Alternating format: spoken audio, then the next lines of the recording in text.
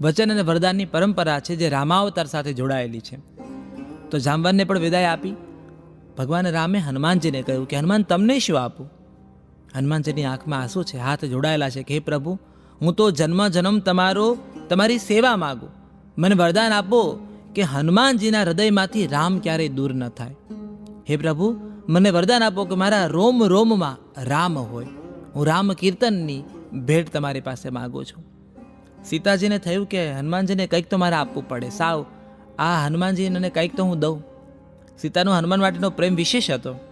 એટલે સીતાએ પોતાની મુક્તામણી માળા જે છે એ હનુમાનજીને સોંપી કે હે હનુમાનજી, આ મારા તરફથી તમને ભેટ છે.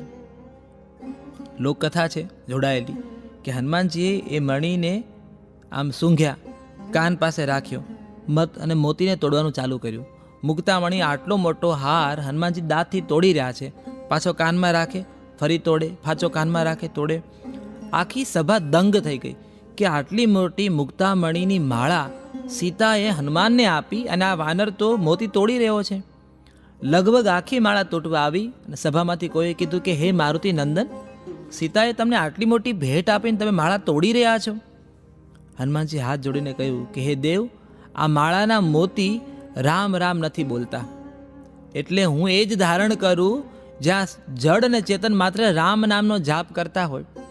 એટલે સભામાં કોકને મશ્કરી સૂજી કે હે હનુમાનજી, તો તમારા એ રોમ રોમમાં રામ હશે ને? હનુમાનજી કીધું બિલકુલ છે, મારા હૃદયમાં રામ બિરાજે છે. વળી સભા સાથે મશ્કરી કરી, તો અમને બતાવો તમારા હૃદયના રામ. આપણે ચિત્ર પણ જોયું હશે, આપણે કથા પણ આપણે જાણીએ છીએ. કથા એવું કહે છે કે હનુમાનજીએ પોતાના જે ધારદાર નખ હતા એ નખને છાતીમાં ખૂંપાવ્યા, છાતી ચીરી હનુમાનજીએ, અને એમાં ચીરેલી છાતીમાં એને રામ અને સીતાના દર્શન સમગ્ર સભાને થયા. સૌ કોઈ હાથ જોડી હનુમાનજીની સ્તુતિ કરવા લાગ્યા. એટલે આજે આપણે ત્યાં નથી કહેતા, હું કાંઈ હનુમાન થોડી છું કે છાતી ચીરીને બતાવું. એ જે પરિકલ્પના છે, એ જે વાક્ય છે, એનું જન્મનું કારણ આ છે કે હનુમાનજીએ છાતી ચીરી સમગ્ર અવધને, સમગ્ર સંસારને બતાવ્યું કે મારા રોમ રોમમાં રામ અને સીતા વસેલા છે.